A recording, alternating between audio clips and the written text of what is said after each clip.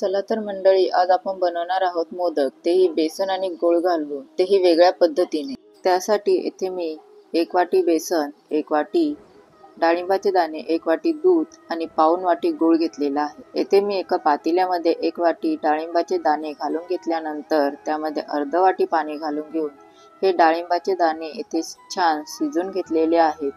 तसेच ह्याच्यातलं पाणी इथे आटून सुद्धा घेतलेलं आहे।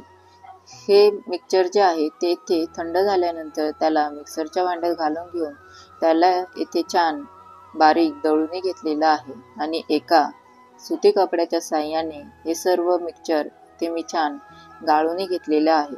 येथे आपला डाळिंबाचा घट्टसर असा रस बनून तयार झालेला आहे।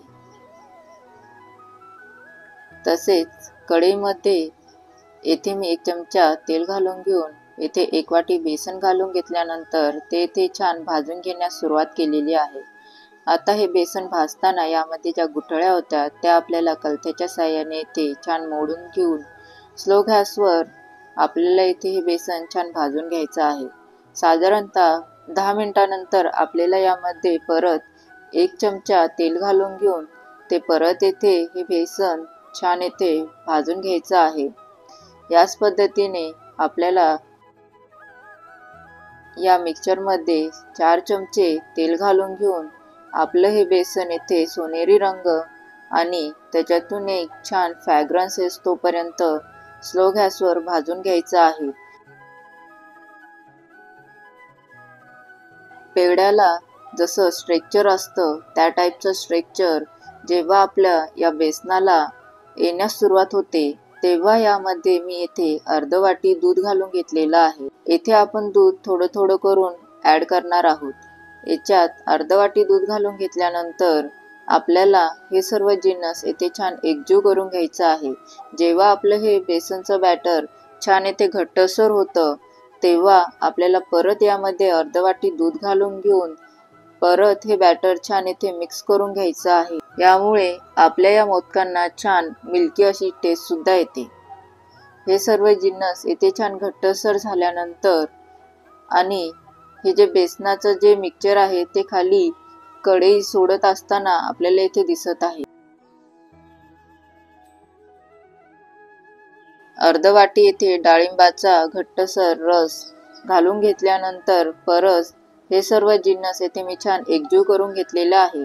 आपले हे जे मिक्सचर आहे बेसनाचं ते खाली चिटकत नाहीये, म्हणजेच आपले इथे हे बेसनाचं मिक्सचर छान भाजून आणि शिजून झालेलं आहे असं आपण समजावे।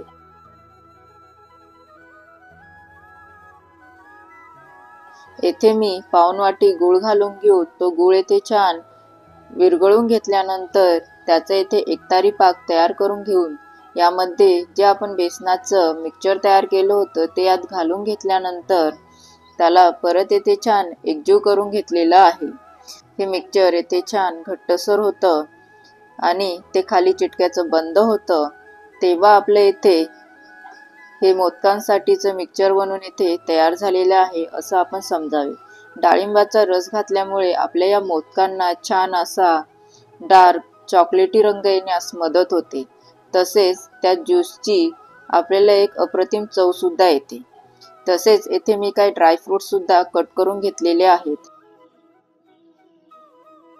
आणि हे बॅटर थोडंसं थंड झाल्यावर यामध्ये हे ड्रायफ्रूट्स घालून घेऊन हे ड्रायफ्रूट यामध्ये छान मिक्स करून घेतल्यानंतर हे मिक्सचर थोडंसं गरम असतानाच आपल्याला त्याचे इथे मोदक छान वळून घ्यायचे आहे।